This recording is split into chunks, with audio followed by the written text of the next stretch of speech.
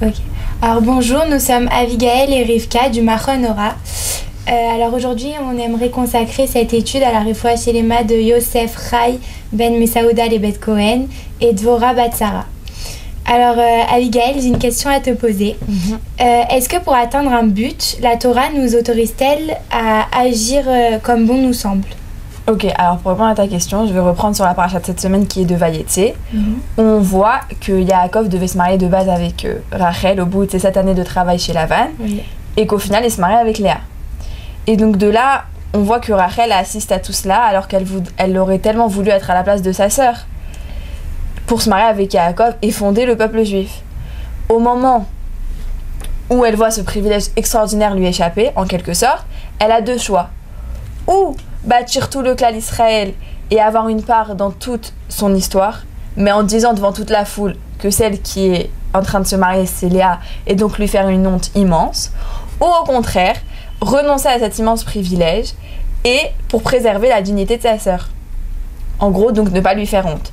Et au final, c'est ce qu'elle choisit. Donc en fait, si je reprends ta question, est-ce que la fin justifie les moyens, entre guillemets, là, est-ce que Rachel, elle avait le droit pour atteindre un objectif, son objectif qui était de donner naissance à tout le peuple juif, de faire honte à sa sœur? Bah au final, on voit que non. Et on voit que, par sa retenue, Rachel, elle nous montre que la fin ne justifie pas les moyens.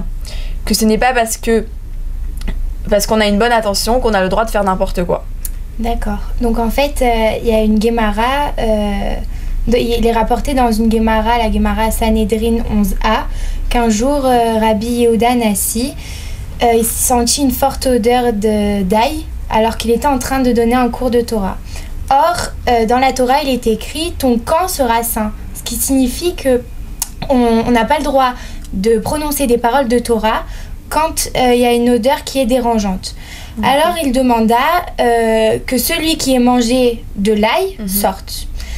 Et en fait, il y a Rabbi Chia, il s'est levé et il est sorti. Et tous les élèves, ils sont sortis aussi. Donc le cours, il a été annulé.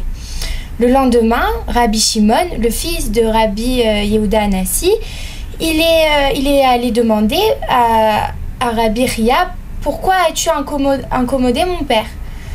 Alors il répondit, ce n'est pas moi qui ai mangé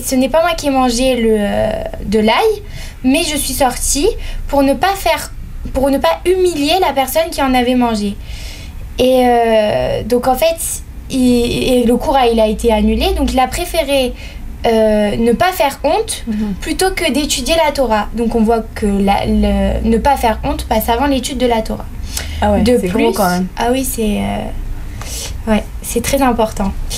De plus, on voit dans les Pirkei Avot, dans le Perek Gimel, la Mishnah Yud Aleph, que Rabbi Elazar de Modine, il cite différentes situations, parmi lesquelles il cite Ve'amal bin pene chavero barabim.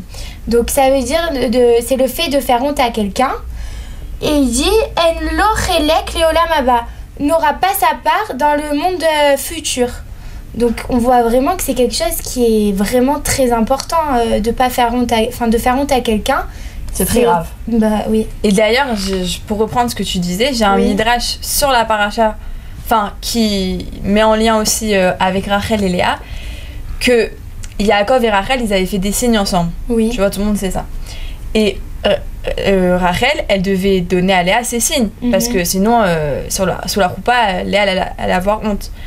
Et elle lui a donné ses signes sans lui dire que c'était les signes. Donc en gros, elle lui a appris les notions du mariage sans lui dire que c'était des signes, comme ça, afin qu'elle ressente pas une honte, même en privé. C'est-à-dire même entre elles, même entre Rachel et Léa, Rachel, elle a voulu ne pas faire honte à sa sœur et de ne pas lui dire explicitement que c'était des signes. Donc on voit à quel point la honte, c'est quand même quelque chose de très grave et c'est très important de ne pas faire honte à une personne. Et est-ce que Yaakov, il aurait pas fait l'inverse des enseignements de Rachel, justement?